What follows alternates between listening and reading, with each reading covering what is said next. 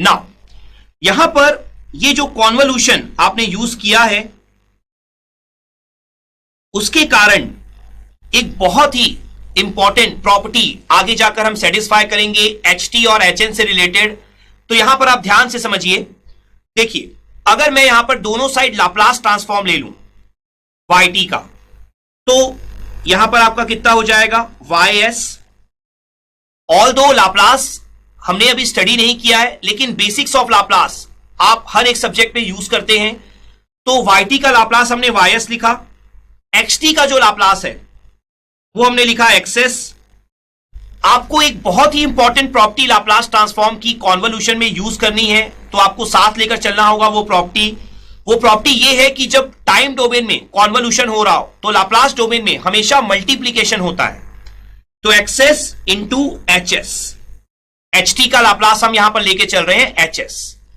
तो YS हमारा क्या हो गया XS इंटू HS। तो इससे हम HS कैलकुलेट कर सकते हैं। HS आपका हो जाएगा YS upon XS।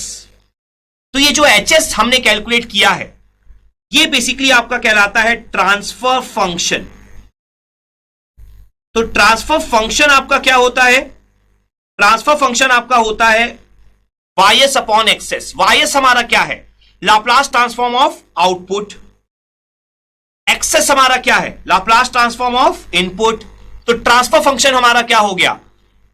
Ratio of Laplace transform of output to Laplace transform of input with all the initial condition 0। Basically यहां पर हमको इनिशियल कंडीशन ले नहीं रहे हैं। तो यहां पर जो आपका ट्रांसफर फंक्शन आपने कैलकुलेट किया है, ये कंसेप्ट जो है कंट्रोल सिस्टम में आपको through out the syllabus use करना है। तो ये काफी इंपॉर्टेंट है आपके लिए ट्रांसफर फंक्शन का calculation. Now signal and system में, LTI सिस्टम में आपको एक बहुत ही इंपॉर्टेंट टर्म डिफाइन करना होता है HT और HN। यही बेसिकली आपके LTI सिस्टम को शो करते हैं। तो पहले हम HT को डिफाइन कर लेते हैं। यहां पर अगर आप देखेंगे तो जो YS है आपका वो XS इंटू HS है। अगर मैं यहां पर XT को, जो हमारा इनपुट है, जो हमारा एक्साइटेशन है, इंपल्स लेकर चलूं, डेल्टा T लेकर चलूं, तो XS Laplace transform of delta T। देखिए, जैसा मैं आपको बोल रहा हूं कि बेसिक्स ऑफ लाप्लास ट्रांसफॉर्म हमें हमेशा पता होना चाहिए किसी भी सब्जेक्ट को स्टडी करने से पहले। तो बेसिक लाप्लास ट्रांसफॉर्म के फॉर्मूले लाइक इंपल्स का लाप्लास क्या होता है, स्टेप का लाप्लास क्या होता है, रैंप का क्या होता है, ये सारी चीजों का नॉलेज हमें होना चाहिए। और लाप्लास की जो बेसिक प्रॉपर्टीज होती है उसका नॉलेज भी हमें होना चाहिए। तो यहां पर जो डेल्टा T का लाप्लास होता है वो होता है 1। तो XS आप यहां पर लिखोगे 1।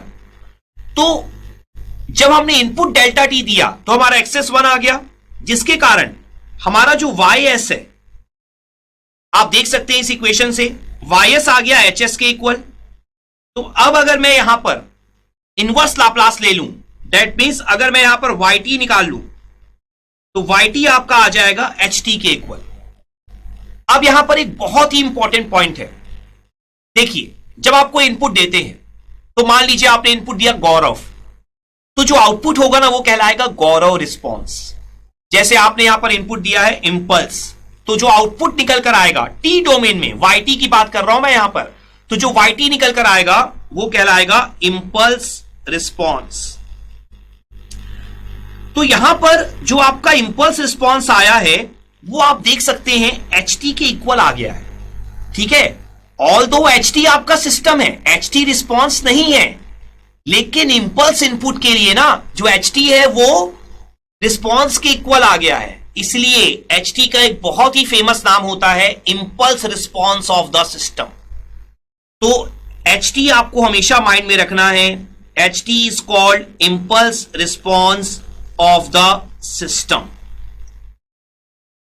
तो हमेशा आपको माइंड में यह बात रखनी है कि HT रिस्पॉन्स नहीं है, लेकिन इंपल्स इनपुट के लिए वो रिस्पॉन्स के इक्वल आता है, इसलिए उसे ये नाम दिया जा रहा है। तो एग्जाम में आप हमेशा देखेंगे कि आपको कभी HT ऐसा नहीं देगा कि HT इक्वल टू e की power -AT ut। Means ht करके नहीं देगा आपको, हमेशा लिखा होगा impulse response of the system is e की पावर -at ut। एक एग्जांपल है जस्ट, तो आपको समझना होगा कि impulse response of the system मतलब आपको क्या दिया है, ht दिया है। तो ये डेफिनेशन होती है impulse response of the system की। तो कंटिन्यूअस ht के लिए हमने इंपल्स रिस्पॉन्स निकाल लिया। सो आई होप आपको ht का पूरा कंसेप्ट क्लियर हो गया होगा। Let's have a quick knowledge check.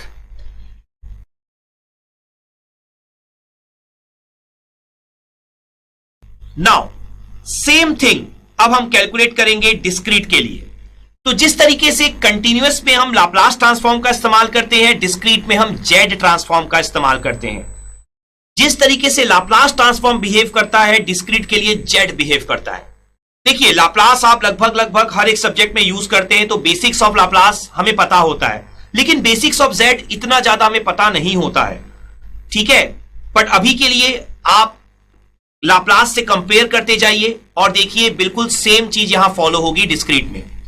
तो जब आप वाई जेड लिखेंगे, जिस तरीके से आपने वाई एस लिखा था, तो वाई जेड क्या हो जाएगा आपका, x Z into H Z, ठीक है।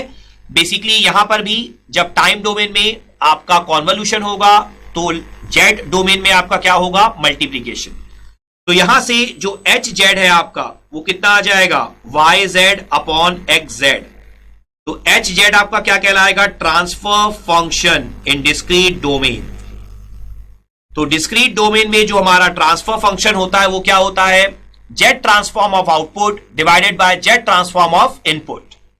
तो ट्रांसफर फंक्शन डिस्क्रीट डोमेन में भी आपके लिए बहुत ज्यादा इंपॉर्टेंट है। डिस्क्रीट टाइम सिस्टम्स जब भी आप स्टडी करेंगे वहां पे ये ट्रांसफर फंक्शन आपके लिए बहुत ज्यादा यूजफुल होगा।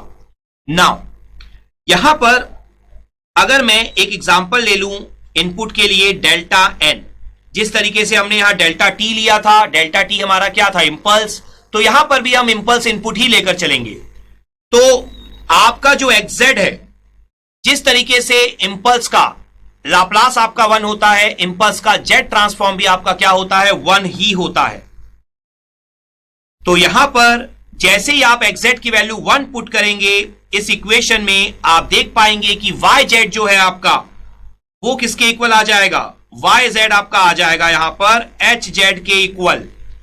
तो जैसे ही आपका वाई जेड एच जेड के इक्वल आ गया तो वाई एन किसके इक्वल आ जाएगा आपका, एच एन के इक्वल आ जाएगा। तो बेसिकली जो आपका एच एन है वो क्या है आपका, वो सिस्टम है, लेकिन जो वाई एन है वो क्या है, रिस्पॉन्स है। आपने इनपुट क्या दिया था, आपने इनपुट दिया था इंपल्स, तो वाई एन क्या कहलाएगा आपका, impulse response of the system. और चूंकि वाई एन आपका एच एन के इक्वल है, इसलिए एच एन को आप क्या बोलोगे आज से, एच एन को हम आज से बोलेंगे impulse response of the system. तो बेसिकली एच एन हो चाहे एच टी हो, दोनों ही सिस्टम को रिप्रेजेंट करते हैं, लेकिन इंपल्स इनपुट के लिए दोनों ही रिस्पॉन्स के इक्वल आते हैं, इसलिए दोनों का नाम होता है impulse response of the system. So I hope आपको ये डिस्क्रीट वाला कंसेप्ट भी, एच एन वाला कंसेप्ट भी बहुत अच्छे से क्लियर हो गया होगा। Let's have a quick knowledge check. So यहां पर जो आपने बेसिक डेफिनेशन देखी कंटिन्यूअस एंड डिस्क्रीट के लिए, आपको दोनों ही केस में कॉन्वोल्यूशन, आपको दोनों ही केस में एलटीआई सिस्टम का अगर रिस्पॉन्स निकालना है तो आपको कॉन्वोल्यूशन करना होगा। कंटिन्यूअस के केस में आपको कॉन्वोल्यूशन करना होगा एक्सटी और एचटी का, और डिस्क्रीट के केस में आपको कॉन्वोल्यूशन करना होगा एक्सएन एंड एचएन का। तो बेसिक जो फॉर्मूला होता है कॉन्वोल्यूशन का वो होता है आपका Y T is equal to minus infinity से plus infinity X tau H of D minus tau D tau.